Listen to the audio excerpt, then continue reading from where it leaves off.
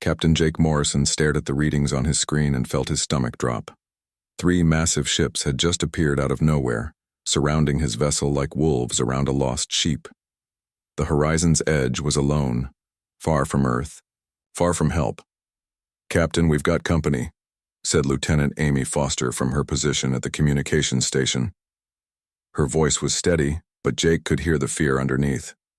They all knew what this meant. First contact with an alien species was supposed to be humanity's greatest moment. Instead, it felt like their last. The alien ships were huge, each one 5 times the size of Jake's exploration vessel. They were dark metal, covered in strange symbols that seemed to glow with their own light. Weapon ports lined their hulls like angry eyes. These were not peaceful explorers. These were warships. "Any response to our signals?" Jake asked, though he already knew the answer. They had been broadcasting on every frequency for the past 10 minutes using every greeting protocol in the book. "Nothing." "Wait," Amy said, pressing her headphones tighter against her ears. "I'm getting something. It's not like anything I've heard before, but the computer is trying to translate." Commander Pete Sullivan moved closer to Jake's chair. Pete had been his friend for 15 years, through academy training and 3 deep space missions.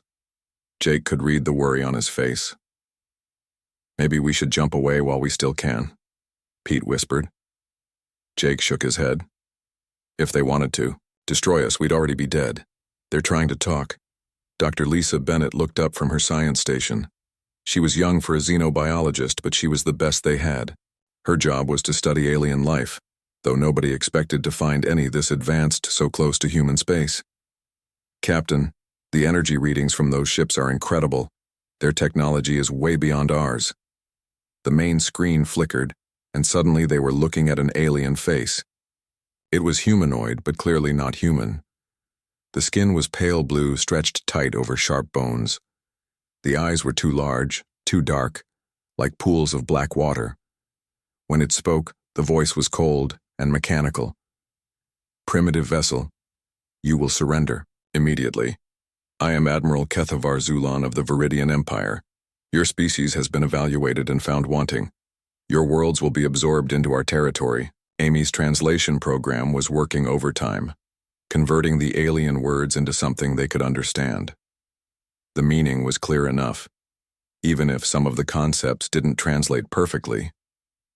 Jake stood up slowly. He had trained for this moment his entire career, but nothing could have prepared him for the reality. An entire alien empire, and they saw humans as nothing more than pests to be swept aside. "This is Captain Jake Morrison of the Earth vessel Horizon's Edge," he said, hoping his voice carried more confidence than he felt. "We come in peace. We had no knowledge of your empire's territory." The alien admiral's expression didn't change. "Peace is irrelevant. Your ignorance is irrelevant. We have studied your species. You have barely learned to travel between stars. You occupy 17 systems that we require for expansion. You will evacuate these worlds within 1 solar cycle of your home planet." Pete stepped forward. "1 cycle? That's less than a year. We have colonies, families, billions of people on those worlds." "That is not our concern," the Admiral replied. "The Viridian Empire has conquered 47 species across this sector of the galaxy. Some chose to flee, others chose to fight. The result is always the same. We suggest you choose wisely." Dr. Bennett was frantically scanning the alien ships with every sensor they had. She caught Jake's eye and shook her head slightly. The message was clear. They couldn't win a fight against these things. Jake felt the weight of humanity's future pressing down on him. Everything he said in the next few minutes might determine whether his species survived or became just another footnote in this empire's history of conquest.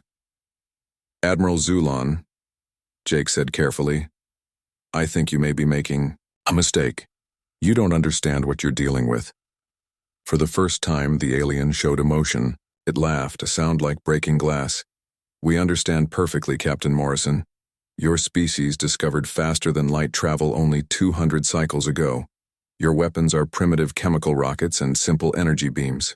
Your ships are held together with metal alloys we abandoned millennia ago. You're right about our technology," Jake admitted. "But you're wrong about us. Humans don't surrender. We don't run. When we're backed into a corner, we do things that nobody expects, things that don't make sense to logical minds. The Admiral's large eyes narrowed. Are you threatening the Viridian Empire? Jake looked at his crew. Amy was recording everything, making sure humanity would have a record of this conversation. Pete was ready to fight, even though they all knew it would be suicide. Dr. Bennett was still scanning, still learning, still trying to find some advantage they could use. I'm giving you a warning, Jake said. Leave human space alone. Turn your ships around and find empty worlds to colonize. Because if you attack us, if you try to take our homes, you'll learn why it's a bad idea to corner a desperate species. The alien admiral stared at him for a long moment. Then he laughed again, longer this time. Your warning is noted and dismissed, Captain Morrison. We will give your species the honor of time to prepare for the inevitable. One cycle. Use it wisely. Transmission cut off. The 3 alien ships hung in space for another minute as if waiting to see what the humans would do. Then they turned and accelerated away, disappearing into faster-than-light travel as suddenly as they had arrived. The bridge was silent for several seconds. Finally, Pete spoke up. Jake, please tell me you have some kind of plan, because we just declared war on an empire that's conquered half the galaxy. Jake slumped back into his captain's chair. His hands were shaking, but his voice was steady when he answered. Get me a priority channel to Earth Command, full encryption. And Amy, make sure that recording is stored in every backup system we have. What are you going to tell them? Dr. Bennett asked. Jake stared at the empty space where the alien ships had been. The truth. That we have 1 year to get ready for the fight of our lives, and that we better hope humanity is as stubborn and crazy as I just told them we are. The horizon's edge turned toward Earth, carrying the most important message in human history.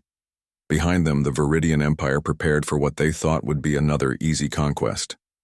Neither side truly understood what they had just set in motion. Admiral Karen Hayes stood in the center of the war room, watching the holographic display show the Viridian Empire's territory. Red dots marked their conquered worlds, spreading across the galaxy like a disease. Earth was a tiny blue dot at the edge of the display, looking very small and very alone. The emergency meeting had been going on for 6 hours.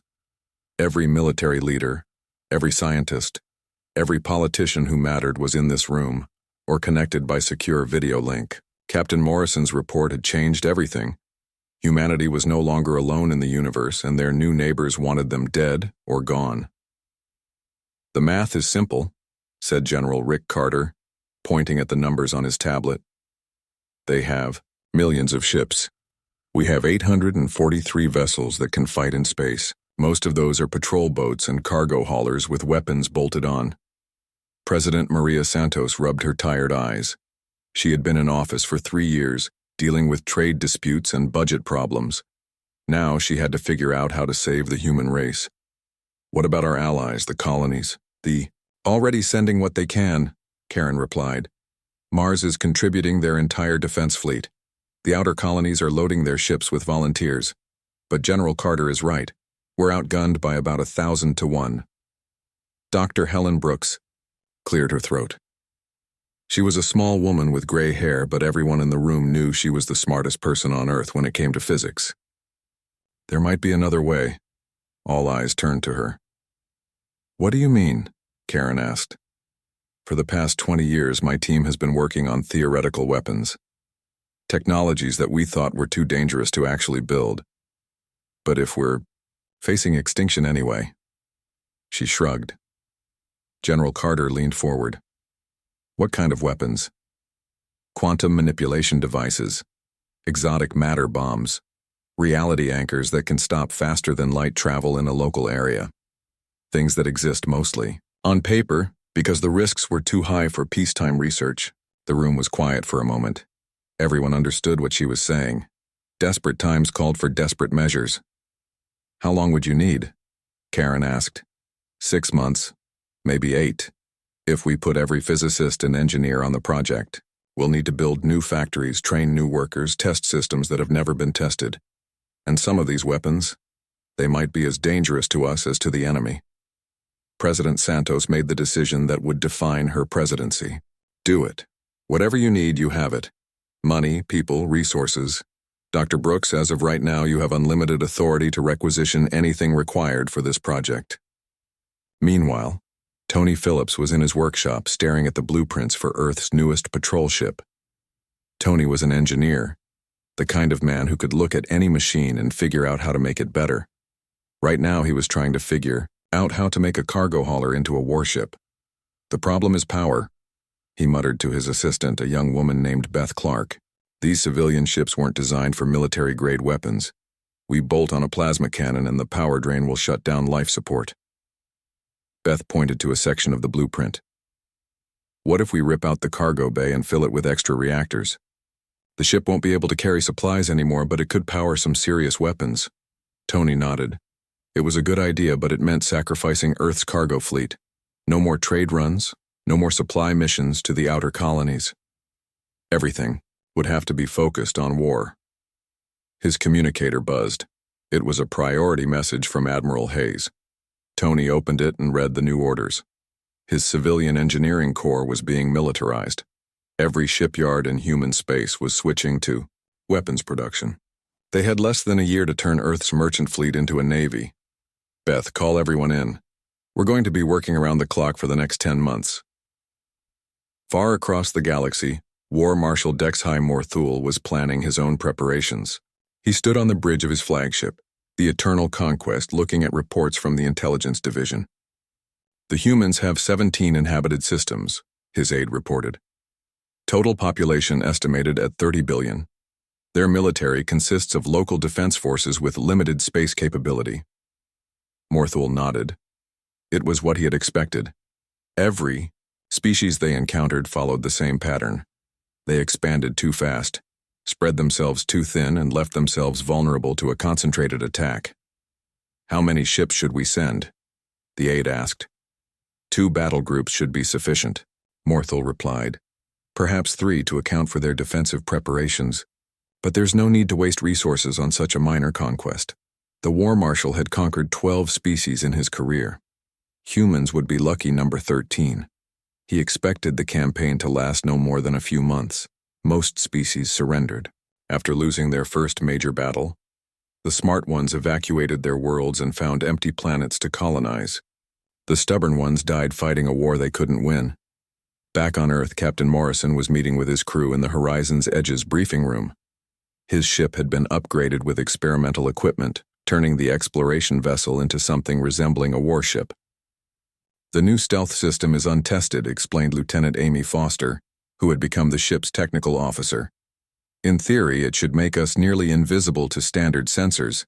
In practice, we might blow up the first time we turn it on. Commander, Pete Sullivan laughed, but there wasn't much humor in it. Everything we're doing is untested.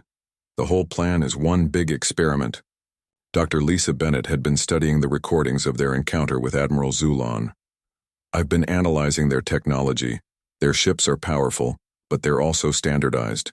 Same design principles, same tactical approaches. They've been conquering primitive species for so long that they've gotten predictable. Morrison nodded. That was what he was counting on. The Viridians expected humanity to fight like every other species they had conquered. They expected conventional tactics, logical strategies, predictable responses. Our job is to be unpredictable, Morrison said. We're going to hit them with weapons they've never seen, tactics they've never encountered, and strategies that don't make sense to a logical military mind. Pete grinned. You mean we're going to fight dirty? We're going to fight human, Morrison replied. And if we're lucky, that will be enough. 3 months into the preparation period, the first reports started coming in. Viridian scout ships had been spotted at the edge of human space. They weren't attacking yet, just watching, gathering intelligence. Admiral Hayes read the reports, with growing concern. The enemy was learning about human defenses, studying their ship movements, mapping their supply lines. Every day of preparation was valuable, but it was also giving the Viridians more time to plan their attack. The race was on. Could humanity transform itself into a military power fast enough to survive the coming war? Could desperate innovation overcome overwhelming superiority?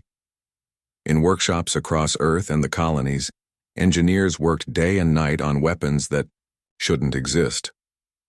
In secret laboratories, scientists pushed the boundaries of physics itself, and in the void between stars, an empire prepared for what they expected to be their easiest conquest yet.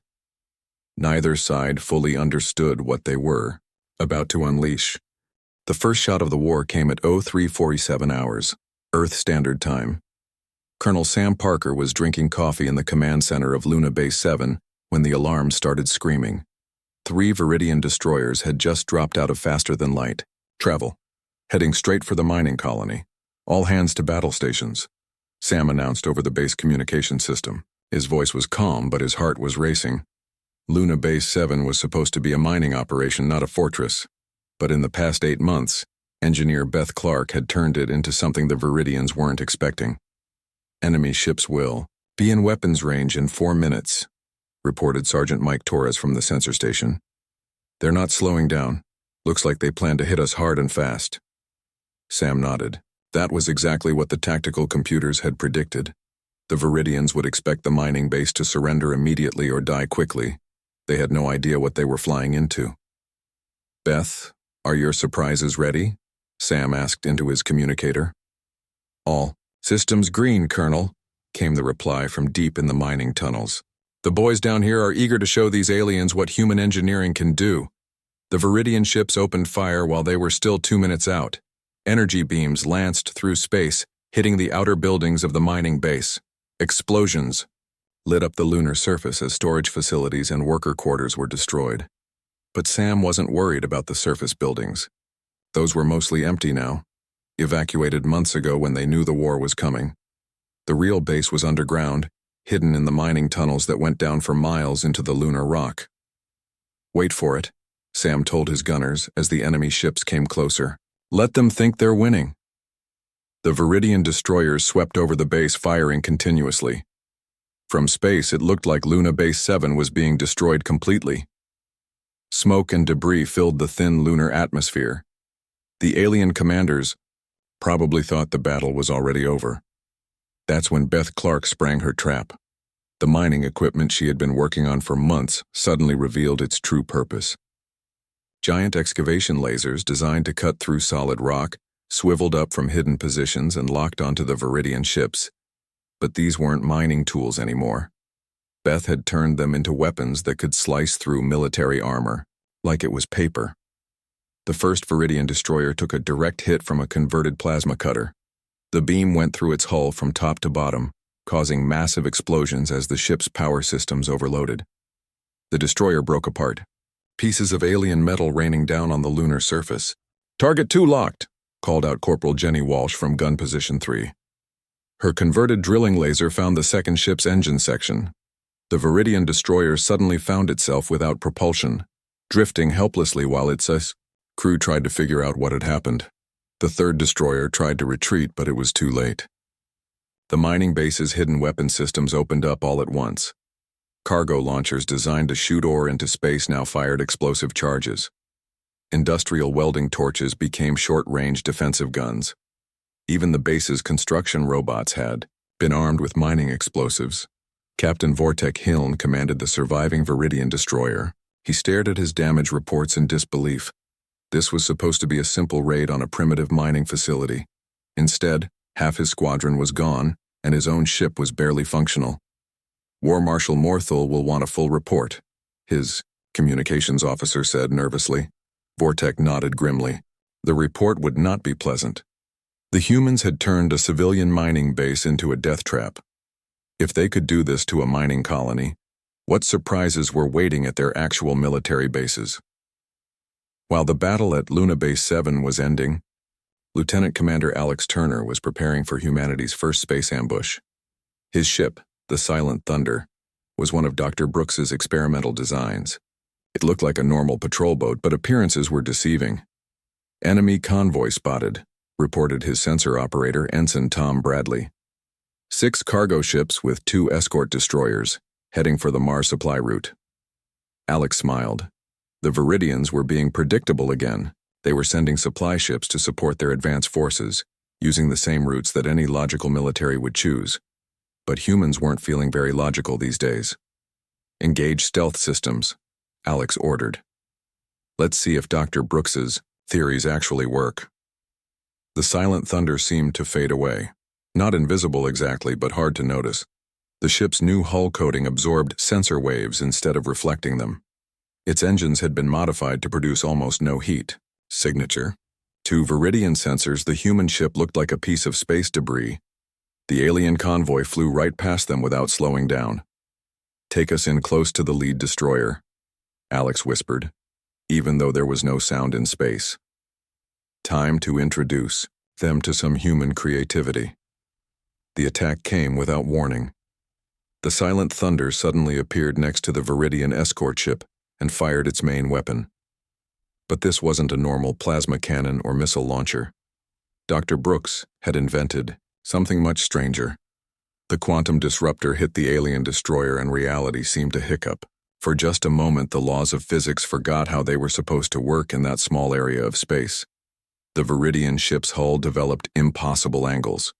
Its weapons fired backwards into its own engines.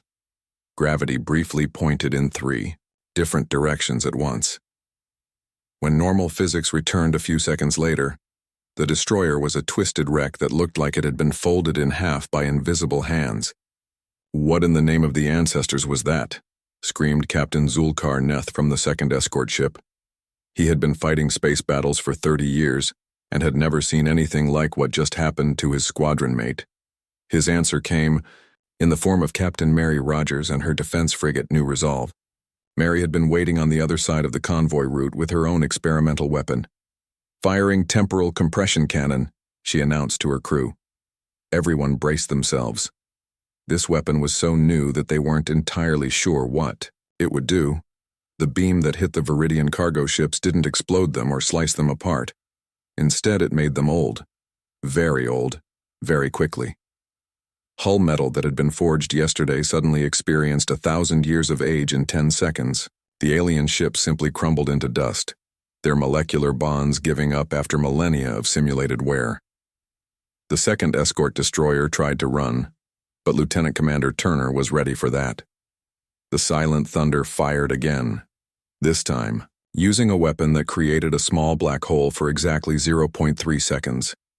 It was just long enough to grab the fleeing ship and crush it into a ball of compressed metal. The ambush was over in less than 5 minutes. An entire Viridian supply convoy had been destroyed by 2 human ships that shouldn't have been able to hurt a single escort destroyer.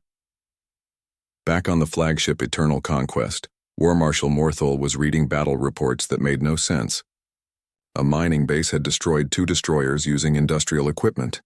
A supply convoy had been wiped out by weapons that seemed to violate the laws of physics. "Sir," his intelligence officer said carefully, "perhaps we should request additional reinforcements. The humans appear to have capabilities that our scouts didn't detect." Morthul slammed his fist on the command table. "Impossible! Our intelligence reports show that these creatures barely understand basic energy weapons. They cannot have developed advanced military technology in less than 1 solar cycle." But the evidence was right there in the battle reports. Human ships that couldn't be detected by standard sensors, weapons that manipulated time and space itself, mining equipment that could destroy military vessels. "Send word to the advance fleet," Morthul ordered. "Tell Admiral Kextai that the human resistance may be more organized than expected, but do not request reinforcements. The Viridian Empire does not need additional ships to conquer a primitive species." Pride, it seemed, was still stronger than common sense. On Earth, Admiral Hayes was coordinating the defense from the command ship Defiant Dawn. The first battles had gone better than anyone had dared to hope, but she knew this was just the beginning. "How long before their main fleet arrives?" she asked General Carter. "Best guess is 6 weeks," he replied. "Maybe less if they decide to accelerate their timeline." Hayes nodded. 6 weeks to prepare for the real war. 6 weeks to turn humanity's desperate gambles into a fighting chance. The Viridian Empire had drawn first blood, but they were quickly learning that humans bled back. War Marshal Morthal stood before the tactical display showing the Sol system, Earth's home. Red markers indicated his fleet positions, while blue dots showed human defensive forces. The numbers still favored the Viridian Empire by 10-1, but those numbers were starting to feel less comforting than they had a month ago. "Report," he ordered his fleet intelligence officer. "We have lost 47 ships in the past 3 weeks," Commander Yexhai reported nervously. "The humans are using tactics that our battle computers cannot predict. Their weapons seem to change with every engagement." Morthal studied the reports. Human ships that fired projectiles which aged enemy vessels to death. Fighters that could prevent faster-than-light jumps, trapping Viridian ships in normal space where they were vulnerable. Mining stations that turned into fortresses overnight. It was as if the humans were making up new ways to fight as the war progressed. "Increase the advance to full attack formation," Morthal decided. "If these primitives want to play games with exotic weapons, we will show them what overwhelming force can accomplish." He was making the same mistake that had cost his empire dearly so far. Pride was blinding him to the real threat humanity represented. Admiral Karen Hayes watched the enemy fleet movements from her command center aboard the Defiant Dawn. The Viridians were finally committing serious forces to the attack, but they were still fighting like they expected an easy victory. "General Carter, are your reality anchors in position?" she asked over the communication system. "All anchor points are active around the inner system," came the reply. "Any Viridian ship that tries to make a tactical jump within Jupiter's orbit will find themselves stuck in normal space with us." Captain Dan Miller was piloting the lead squadron of anchor fighters, small ships designed around Dr. Brooks's most dangerous invention yet. The reality anchor didn't just prevent faster-than-light travel. It created a bubble of space where the normal rules of physics became suggestions rather than laws. "Viridian battle group approaching Mars orbit," reported his wingman, Lieutenant Sarah Kim. 12 heavy cruisers, 6 destroyers, and what looks like a command ship. Dan smiled grimly. "Perfect.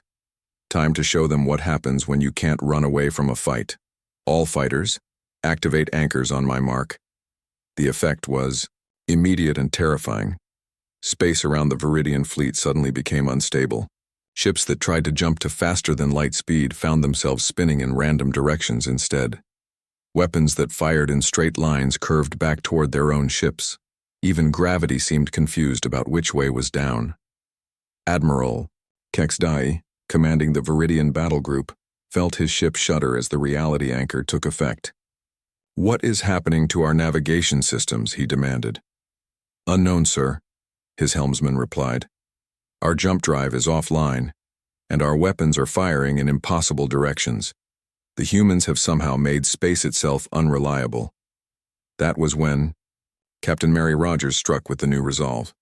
Her ship had been upgraded with Dr. Phillips's latest creation, a weapon that fired compressed pockets of accelerated time. The beam hit a Viridian heavy cruiser, and the crew watched in horror as their target aged centuries in seconds. The alien ship's hull began to rust and crack.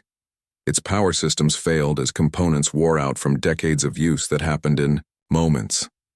The crew inside experienced the same accelerated time, growing old and dying before they could even understand what was happening to them. "Impossible," Admiral Kexdai whispered as he watched his flagship's sister ship crumble into space. "No species has ever developed temporal weapons. The energy requirements alone should make it impossible. But humans had never been good at accepting what was supposed to be impossible. The battle for Mars orbit became a nightmare for the Viridian forces. Trapped by reality anchors, they couldn't use their standard hit-and-run tactics. Human ships appeared from nowhere, fired weapons that violated every known law of physics, then disappeared before the aliens could respond. Colonel Susan Wright led the most daring attack of the battle. Her heavy assault unit approached the Viridian command ship Dark Victory in what looked like a suicide run.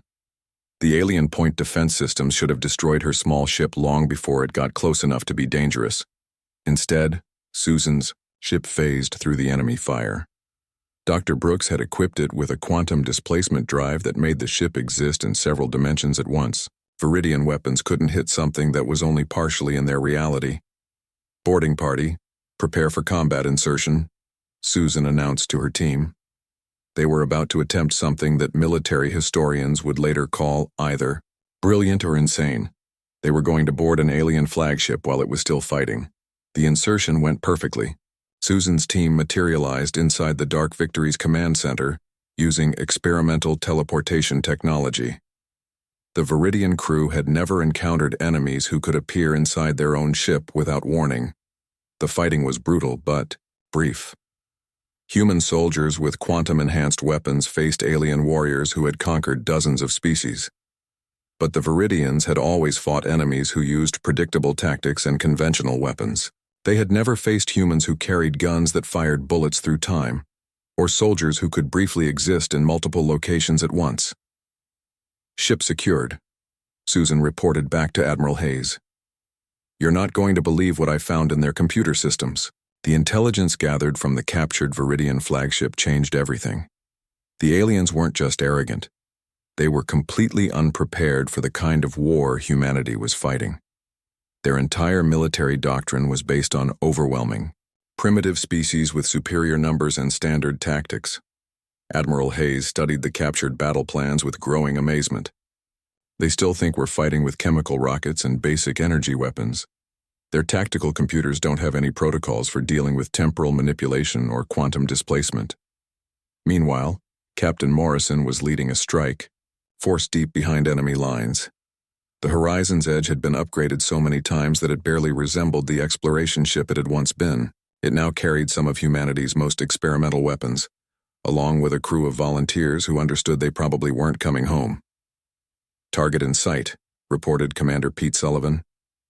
Viridian Supply Depot, just like intelligence said, looks like they're staging equipment for a major assault on Earth. Morrison nodded. This was humanity's chance to strike at the heart of the enemy's logistics network, but more importantly, it was their chance to send a message that would reach all the way back to the Viridian home fleet. Amy, open a channel to the depot commander. I want to give them the same warning I gave Admiral Zulon almost a year ago. The alien commander who appeared on screen looked tired and frightened. Word of human victories was spreading through the Viridian fleet, and morale was beginning to crack. This is Captain Morrison of the Earth vessel Horizon's Edge, Jake said, calmly. I'm giving you one chance to withdraw your forces from human space, leave now, or discover why desperate humans are the most dangerous species in the galaxy. The alien commander's response was immediate. You cannot threaten the Viridian Empire. We have thousands of ships, millions of soldiers, and we have something. You don't understand, Morrison replied. We have nothing left to lose and everything to fight for. That makes us capable of things your empire has never imagined. The depot was destroyed 15 minutes later by weapons that turned its own defensive systems against it. But more importantly, the battle was recorded and transmitted back to the main Viridian fleet. War Marshal Morthul watched the recording of his supply depot being destroyed by impossible weapons wielded by a species that wasn't supposed to be a threat. For the first time since the war began, he felt something that Viridian commanders rarely experienced: doubt. Sir, his communications officer said hesitantly, we're receiving reports from across the fleet. Morale is dropping, and some ships are requesting permission to withdraw for repairs. Morthul considered his options. He could request reinforcements from the home fleet, but that would mean admitting that he had underestimated a primitive species. He could retreat, but that would end his career in disgrace. Or he could commit everything to one final assault on Earth itself. Pride made the decision for him. Signal the entire fleet, he ordered. We attack Earth directly. No more small engagements, no more cautious advances. We will show these humans what happens when they dare to defy the Viridian Empire. It was exactly what Admiral Hayes had been hoping he would do. The final battle would be fought on humanity's terms, in their home system, with every advantage they had managed to create over the past year. The war was about to reach its climax, and neither side would ever be the same again. The final battle began at dawn, Earth time. 10,000 Viridian warships dropped out of faster-than-light travel at the edge of the solar system, forming a wall of metal and energy that stretched from one side of space to the other. It was the largest fleet the Empire had ever assembled for a single battle. Admiral Zulon himself commanded from the super dreadnought Empire's Wrath, a ship so massive it had its own gravity field. He stared at the tactical display showing Earth's pathetic defensive fleet. Less than 800 ships, many of them converted civilian vessels that looked like they had been built in someone's garage. "This is almost insulting," he said to his fleet commander. "The humans expect to fight the entire Viridian Empire with cargo haulers and mining ships." Admiral Karen Hayes stood on the bridge of the Defiant Dawn, watching the same tactical display from the human perspective. The numbers were terrifying, but she had learned not to trust numbers when fighting humans. Her people had turned desperation into an art form over the past year. "All ships, this is Admiral Hayes," she broadcast on the fleet-wide channel. "Today we fight not just for Earth, but for the right of humanity to exist in this galaxy. Show them what happens when you back humans." Into a corner, the Viridian fleet advanced in perfect formation, exactly as their military doctrine required. Thousands of ships moving in precise patterns that had conquered 47 species across the galaxy. They expected the humans to either surrender immediately or die within the first hour. Instead, they encountered Captain Chris Evans in the last stand. Chris had volunteered for the most dangerous mission in human history. His ship carried Dr. Brooks's final invention, a weapon so experimental that nobody was entirely sure what it would do. The scientists called it a consciousness transfer device. Chris called it humanity's last chance. "Target locked on the enemy. Flagship," reported his weapons officer, Lieutenant Mark Johnson. "All systems show green, but sir, the power requirements for this weapon are enormous. We'll only get one shot before our reactor overloads." Chris nodded. One shot was all they needed. "Fire when ready." The beam that struck the Empire's Wrath wasn't made of energy or matter. It was made of human memories, experiences, and emotions, concentrated into a form that could be transmitted directly into alien minds. Every Viridian on the flagship suddenly experienced what it meant to be human. Admiral Zulon felt Jake Morrison's determination when he first faced the Viridian Empire, alone in deep space. He experienced Sam Parker's desperate courage defending Luna Base 7 against impossible odds. He lived through Susan Wright's terror and resolve during the boarding action that had captured vital intelligence. For the first time in his life, Zulon understood what it meant to fight for survival rather than conquest. He felt the weight of protecting everything you loved, the burden of knowing that failure meant the death of your entire species. The psychological weapon spread through the Viridian fleet like a virus. Ship after ship was affected as human consciousness flowed through their communication networks. Alien warriors who had never known fear suddenly experienced the terror of facing extinction. Commanders who had conquered dozens of worlds felt the desperate love that humans had for their home planet. War Marshal Morthal tried to maintain order as his fleet began to break apart. Some ships stopped firing entirely, their crews overwhelmed by emotions they had never felt before. Others turned and fled, unable to continue fighting an enemy they now understood in ways their empire had never taught them to understand. "All ships maintain formation," Morthal screamed over the communication system. "These are just psychological tricks. Remember your duty to the Empire." But duty felt different when you had experienced what the humans called home. The Viridian Empire had always been about conquest and expansion. Humanity was about something much more powerful, the refusal to let the people you loved be destroyed. Captain Mary Rogers seized the moment of confusion to launch her own attack. The new resolve led a squadron of temporal weapon ships into the heart of the enemy formation. Her aging rays struck Viridian capital ships, turning their hulls into rust and their crews into dust in seconds. Lieutenant Commander Alex Turner's stealth ships appeared throughout the enemy fleet like ghosts, firing quantum disruptors that made reality itself rebel against the alien vessels. Viridian ships found themselves twisted into impossible shapes or scattered across multiple dimensions. The battle that was supposed to last hours ended in less than 30 minutes. The largest fleet in Viridian history was broken, scattered, and demoralized by weapons they couldn't understand and emotions they had never felt. Admiral Zulon found himself alone on his flagship's bridge, most of his crew having abandoned their posts in confusion and terror. The human consciousness transfer had shown him something that challenged everything he believed about warfare and empire. His communication system activated, and Jake Morrison's face appeared on the screen. The human captain looked older and more tired than he had a year ago, but his eyes still held the same determination that had impressed Zulon during their first meeting. "Admiral Zulon," Morrison said quietly, "I believe we had an agreement. I warned you what would happen if you attacked human space." Zulon stared at the human captain for a long moment. Around him, the remnants of his great fleet limped away from Earth, damaged and defeated. More than 4,000 ships had been destroyed or disabled by a force less than 1/10 their size. "What do you want from us?" Zulon asked finally. "A treaty," Morrison replied. "Recognition that human space is off limits to the Viridian Empire. Trade agreements if you want them, but no more talk of conquest or absorption." It was unprecedented in Viridian history. No species had ever dictated terms to the Empire. But, then again, no species had ever made the Empire feel what defeat actually meant.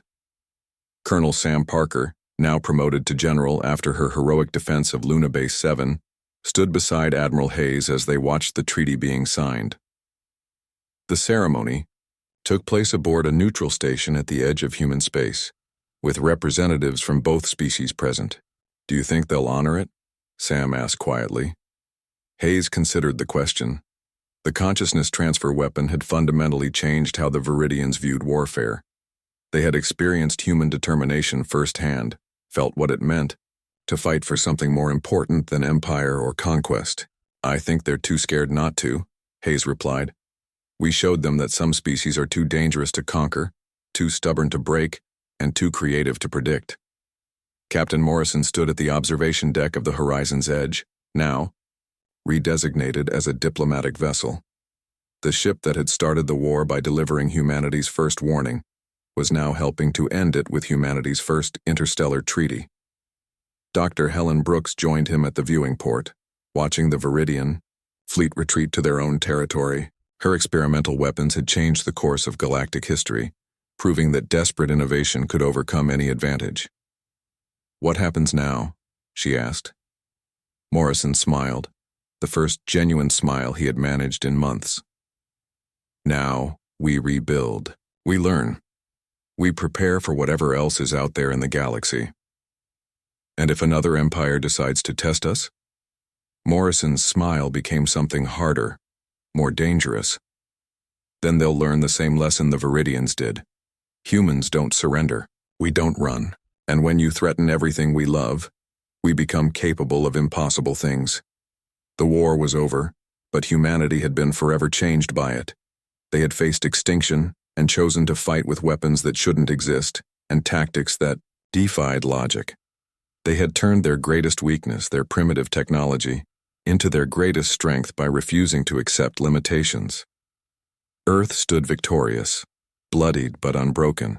The Viridian Empire limped away, reduced by nearly half and forever changed by their encounter with a species that had taught them the true meaning of determination. In the years that followed, other species would hear the story of how humans defeated the mighty Viridian Empire. Some would dismiss it as impossible. Others would make sure to approach human space with offers of friendship rather than threats of conquest. Because the galaxy had learned an important lesson. Never underestimate a species with nothing left to lose and everything to fight for, especially if that species happened to be human.